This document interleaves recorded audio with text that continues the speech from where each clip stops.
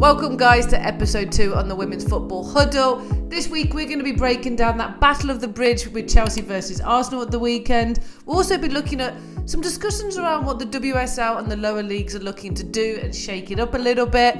We'll also shoot over to the US where we're going to be talking around the draft and the changes they're bringing in there and a few changes for this season and just sprinkling in some other news as well. So whatever your fancy, whether it's a cup of tea, cup of coffee or chatter, or just sitting back with a nice cold glass of water, I ain't here to judge. Just grab your drink, put your feet up, and let's dive in.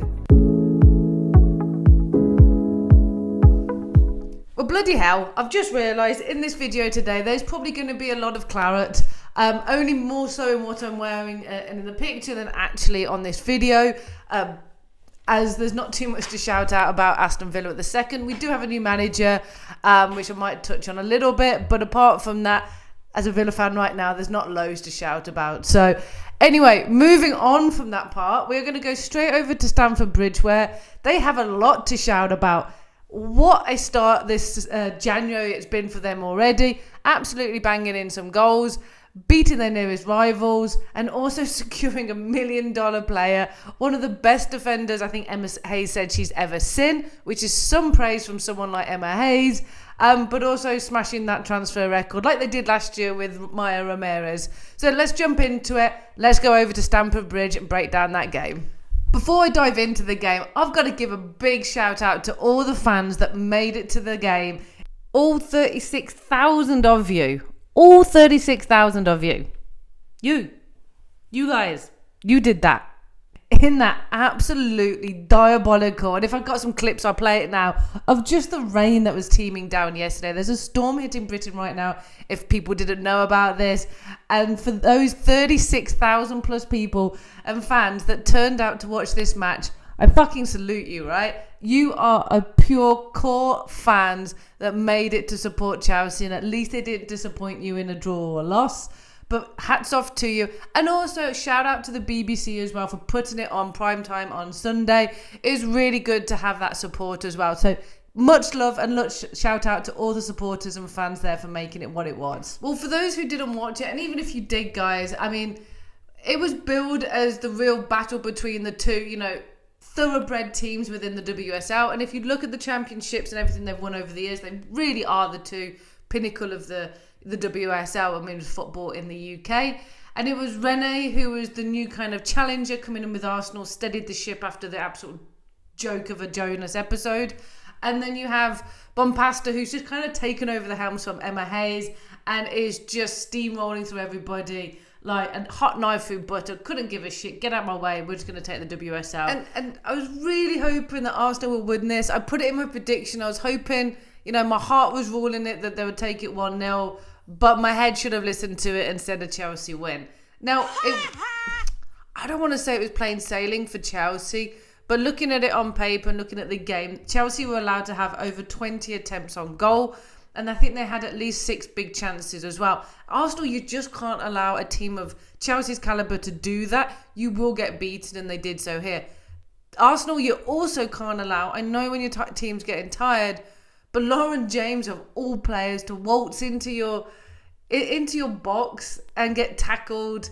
And it was a definite tiring tackle. You can tell, you can see it here, right? That she kind of left a leg out. It wasn't the best.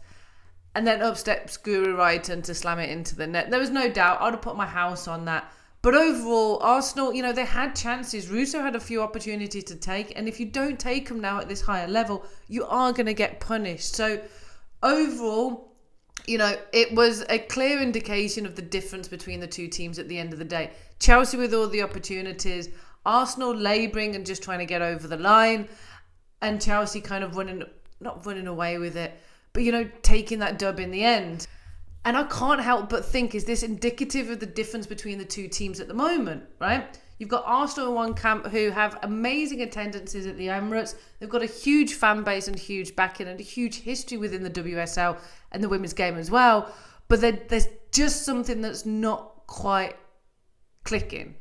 And I mean that in the greatest regards. They got rid of Miedemar this summer. Obviously under Jonas, you had a few of the other players leave as well. But now is the time when you've got Renee in, who's a fantastic manager and has brought that togetherness into the team.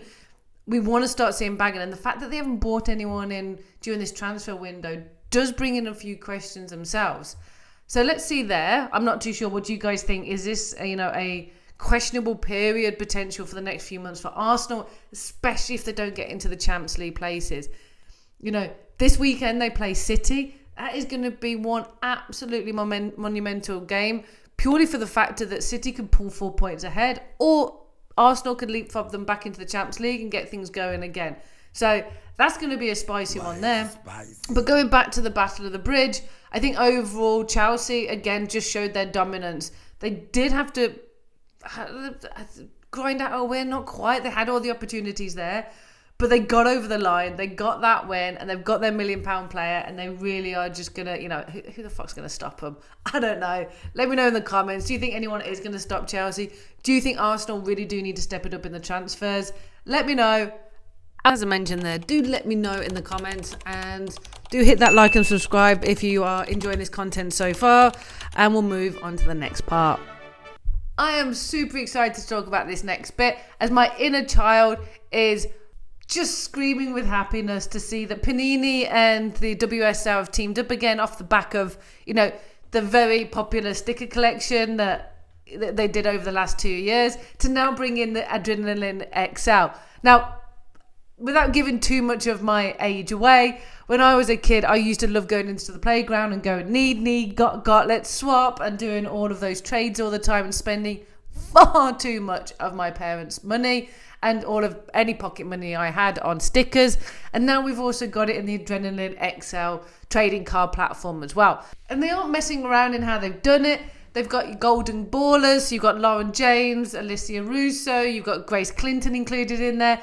You've also got categories like, Rising Star. Who else have they got? They've got Game Changers, Super Stoppers, World Class. They've really thought about this to engage in the fan base, to get girls and guys alike, trading cards, looking at the future stars, almost a top trumps. And again, I'm not showing my age here, of top trumps of player stats as well. This is just another way for young girls and everybody alike to enjoy, in women's football and use it as a platform, as a talking point, but also just looking at the fantastic players that they have in their hands and just having fun with it as well. I know I did. I spent many hours, and as I mentioned, a lot of money on enjoying these cards, and to see the next generation be able to do this with women's football as well, I'm here for it. Long may this collaboration continue, and let me know in the comments, have you guys bought packs of these already? Do you have some? If so, do you have any of those crystal ones? Who are the rising borders you've got? Show me the cards that you've got. Share with me. I'm here to see it. Next up on today's agenda, we're going to scoot our little bums all the way over to the US and kind of dive into some news over there. In this segment here, we're going to be talking about the draft system. And I don't mean draft beer, sadly. I mean the draft system in acquiring players for your team within the US. Now, they do it in a totally different way. Okay, for context of what a draft actually is basically all of the players pretty much are in the collegiate kind of system where they play for college, and when they come to the end of that, or when they want to, they put themselves into the draft. And so one night per year, all of these players kind of sitting in a room together, or sat at home, but generally in a room together, and they're waiting for a team to pick them. Now, the problem with that is, imagine as a player sat in your house right now, not knowing which team, what part of the country, what terms, what is going on, and who you're going to be picked. You just get plucked out to a certain extent and sent to a kind of team. You have no control over your own career destiny initially as you go into this. And now, I do have to add, just put a slight caveat on this, that the reason they have this kind of system is for kind of parity and make it fair for all. So basically, say your team came bottom of the league, you would then get the first pick, the best player to pick out of everybody, to try and balance and bring the quality of your team up, which seems fair, on paper. But for the player, it really wasn't, right? They probably didn't want to go to that team. That's not what they wanted. And so I'm really happy to say that they've changed it, and they've done something called a collective bargaining agreement. So within that, a collective agreement, they've not only, obviously removed the draft. It reads here that they've also got rid of the trades without players' consent. I think that's kind of crazy, but I'm glad they got rid of that one. More charter flights, so obviously just make it a little bit comfier to travel. Revenue sharing, but the one I liked as well, because, for mothers, I'm a mother myself, but for women in general that are in any kind of job, is knowing that you've got parental leave and childcare benefits, which also hats off to the league, that I know, speaking to other mothers in the US, don't have that with a lot of their companies as well. I think you get like 2-4 weeks maternity. Madness.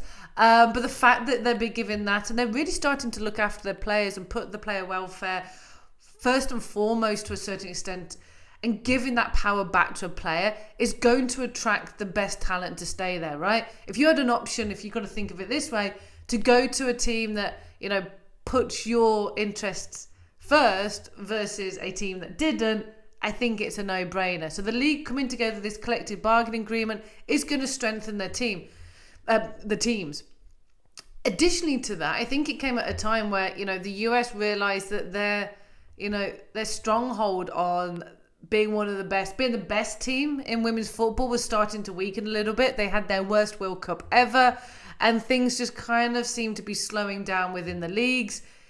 And so they kind of realized that they needed to make some changes now to make sure that Europe wasn't going to run away with all of the best players. And I know we've had some move over there now, but wasn't going to run away with everything. And I think this is a really good way to go about it. So yeah, banning the draft, bringing in more support rights for the players, giving more revenue back to those players as well, it can only be a good thing.